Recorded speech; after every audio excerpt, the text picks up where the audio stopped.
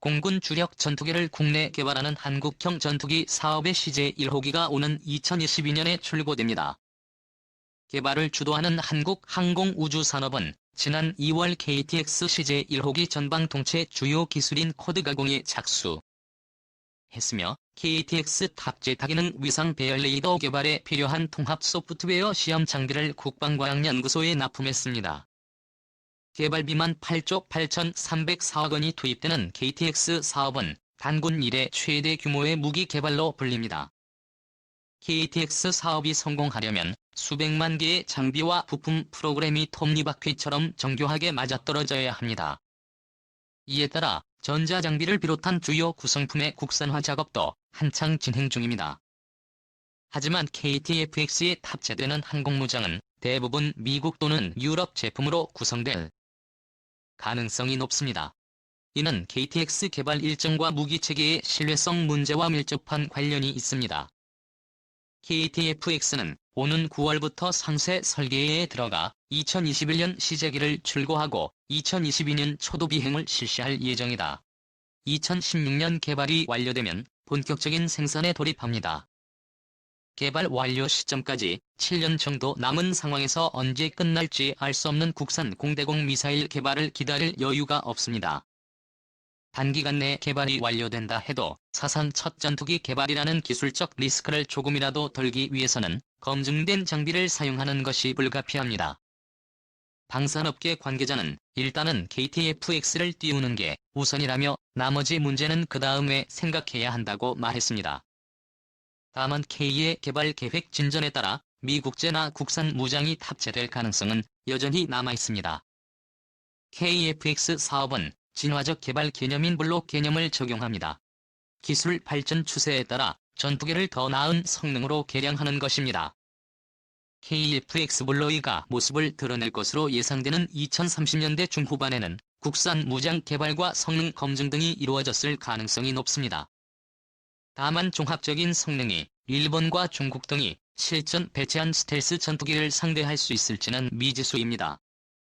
KTX-FX 우리 손으로 개발한 무장을 탑재하는 것은 우리나라가 항공우주 선진국으로 발돋움할 수 있는 기회입니다. 국내 개발한 전투기와 항공무장을 함께 운용하는 나라는 세계적으로도 많지 않고 다만 국내 기술 기반이 취약한 상황에서 오랜 시간이 걸리는 국산 전투기 탑재 미사일 개발이 완료되기까지는 남은 시간이 없습니다. KFX 개발을 예정대로 진행하면서 KFX 기술 자료를 토대로 국산 항공무장을 만든 뒤 KFX의 성능 개량 시점에 맞춰 탑재를 시도하는 것이 적절하다는 지적이 힘을 얻는 이유입니다. 승부사 김종원 사장 카이가 한국판 로키드 마틴이 될 수 있도록 국산 헬기 애용해달라. 3조 원 이상 투자해 만든 국산 기동 헬기 수리온 구매 점심. 독자 요소 기술 개발 강조 국내 외면된 매몰 비용으로 전략이제 국내에서도 로키드 마틴이나 보잉처럼 글로벌 방위산업체가 등장해야 합니다.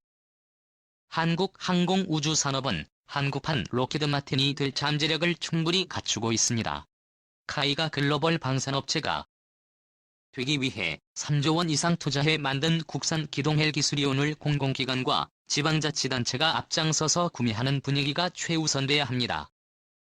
김조원 카이 사장은 지난 15일 경남 사천가 본사에서 기자간담회를 열고 이같이 강조했다.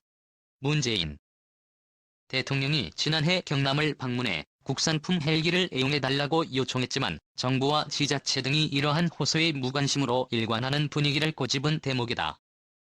카이가 3조 원이 넘는 국민 혈세를 투입해 수리온을 만들었지만 정작 국내에서 외면당해 막대한 투자가 자칫 매몰 비용으로 전락할 수 있음을 지적한 것이다. 카이는 1999년 10월 1일 삼성항공 대우중공업 현대우주항공을 통합해 출범한 항공기 종합개발업체다. 국내 최대 방산업체인 카이는 우리 기술력으로 항공기 부품 헬기 인공위성 발사체 소프트웨어 등을 개발했고 다목적 전투기 정찰용 무인기 국산 기동 헬기 등을 개발 양산하고 있다. 이 가운데 수리온은 카이의 자랑거리 중 하나다. 수리온은 독수리의 용맹함과 빠른 기동성을 뜻하는 수리와 백이란 뜻의 수누리말 온을 결합한 명칭이다. 특히 수리온은 산하견 협력을 통해 97개 주요 부품 가운데 이러한 한계를 산화해 100% 국산화의 길을 성큼성큼 걷고 있다. 첨단 기술 라디오 수리온의 두드러진 특징이다. 수리온은 영하 32도의 극한 환경에서도 분당 150m 이상 속도로 수직 상승할 수 있고 2700m 상공에서도 제자리 비행이 가능하다. 또한 개처럼 옆으로 날거나 후진 비행에 쓰자 형태의 전진 비행도 할 수 있는 성능을 갖추었다. 이에 따라 수리온은 군사용은 물론 관영 민간용 헬기로 각종 재난구조나 수색 등에 투입해도 손색이 없다. 그 어떤 외국산 헬기에 비해 성능이 결코 뒤떨어지지 않는다는 얘기다. 김 사장은 한국은 최초의 국산 기동 헬기 수리온 덕분에 세계의 11번째 헬기 개발국으로 발돋움했다며 이는 수리온을 현재 90대까지 납품했으며 앞으로 2022년까지 72대를 추가 납품할 예정이라고 설명했다. 그러나 우리의 자랑스런 기술로 태어난 수리온은 천덕꾸러기 신세를 면치 못하고 있다. 산림청, 소방청, 경찰청 등 정부기관과 지자체에서 활용하는 헬기 가운데 90% 이상이 외국산 헬기라는 점이 이러한 분위기를 잘 보여주고 있다. 설상가상으로 국내 공공기관과 지자체가 헬기를 구매할 때 구매 입찰 조건에 수련이 참가하지 못하게 규제하고 있다는 지적까지 나오고 있는 실정이다. 이에 따라 김 사장은 수리온이 지난달 전국을 깜짝 놀라게 만든 강원도 산불 현장에 투입돼 뛰어난 기동성과 우수성을 입증했다며 정부와 국회가 수리온 구매를 적극 장려하는 여건을 만들어달라고 주문했다. 올해 취임 3년차를 맞는 김 사장은 수리온 판매 장려 못지않게 카이를 명실상부한 글로벌 방산업체로 만들어야 하는 숙제를 떠안았다. 2017년 7월 카사령탑을 맡은 그는 회사가 지속적인 발전을 하기 위해 차별화된 독자 기술 개발을 최우선 과제로 삼았다. 이러한 분위기를 보여주듯 카피공장 곳곳에는 2030년 매출 20조 원 세계 5위 항공우주체계 종합업체라는 현수막이 걸려있다. 카이는 올해 초 군수사업에 머물지 않고 민수사업과 미래형 무인기 동체 등 신규 성장 동력을 보해 2030년까지 국가 항공우주 산업을 연간 20조 원 규모로 키우고 강소기업 1000여 개를 육성한다는 야심찬 계획도 발표했다. 이를 위해 그는 올해부터 보잉 등 세계적인 항공기 제작사가 인정하는 기술력을 확보하는 데 힘을 쏟겠다고 강조했다. 군용기뿐 아니라 보잉, 에어버스 등 글로벌 항공기 업체 기치를 만들고 있는 카이로서는 넘지 못할 벽은 아니다. 이와 함께 카이는 건군 이래 최대의 예산이 투입된 한국형 전투기 사업에 몰두하고 있다. KF-X 사업은 2015년부터 2016년까지 8조 원을 투입해 노후화된 공군 전투기를 대체할 점 5세대급 한국형 전투기를 개발하는 대형 국책 사업이다. 카이는 지난 2월 KF-X 시제 1호기 전방 통체 주요 기골인 벌콜드 가공에 착수했다. 또한 KF-X 다기능 위상 배열 레이더 개발에 필요한 통합 소프트웨어 시험 장비를 국방과학연구소에 납품했다. 한국이 명실상부한 글로벌 방산업체 최강국으로 도약하기 위해서는 인재 확보가 최우선이다. 이에 따라 김 사장은 전문 인력을 양성하고 적재적소에 채용해 방산 인프라를 극대화하겠다고 강조했다. 그는 카이가 지방인 사천에 있다는 점 때문에 우수 인력을 제대로 확보하지 못하는 점이 가장 큰 문제라며 정부와 지자체가 한국을 글로벌 방산업체 최강국으로 만들겠다는 의지를 갖고 우수 인력이 떠나지 않도록 관심과 지원을 아끼지 말아야 한다고 주문했다. 김 사장의 열정에 보답이라도 하듯 그의 경영 성적표는 취약점이다. 카이는 지난해 매출액이 2조 7,865원, 영업이익이 14만 64억 원을 기록했다. 지난해 매출은 2017년에 비해 무려 34.4% 증가했고 영업이익은 2017년 2천억 원대 적자에서 흑자로 돌아섰다. 김 사장은 올해도 여세를 몰아 매출액이 3조 원을 돌파하고 영업이익은 1천억 원대가 넘도록 하겠다는 야심찬 포부를 내비쳤다.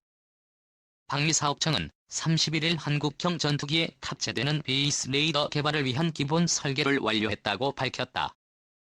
주로 군용 항공기에 탑재되는 베이스라인 레이더는 전자파를 이용해 공대공, 공대지, 공대해 표적을 탐지 추적하는 첨단 장비다. 방사청 관계자는 지난 29일에서 31일까지 진행된 제2의 세일레이더 개발을 위한 기본 설계 검토 회의에서 요구 조건이 기본 설계에 모두 반영됐음을 확인하고 상세 설계로의 진행이 가능하다고 결론을 내렸다며 기본 설계가 성공적으로 마무리됨에 따라 에이스인 레이더 개발에 청신호가 켜졌다고 평가했다. 청은 내년 5월까지 에이스인 레이더 개발을 위한 상세 설계를 진행하고 그 결과를 반영해 2020년 하반기에 최초의 제2의 세일레이더를 출고할 계획이다. 또한 2022년부터는 한국형 전투기 시제기에 탑재해 지상 및 비행 시험을 한 뒤 2016년까지 세일레이더 개발을 완료한다는 목표를 세워놓고 있다. 국방과학연구소가 주관하는 한국형 탑재의 세일레이더 개발 사업은 2016년 8월에 시작돼 작년 6월과 올해 3월 두 차례 점검을 거쳐 국내 연구 개발이 가능하다는 쪽으로 결론이 났다. 정광선 방사청 한국형 전투기 사업단장은 앞으로 철저한 사업 관리와 국방과학연구소와의 적극적 협력을 통해 성공적인 에이스 레이더 개발을 추진하겠다고 말했다.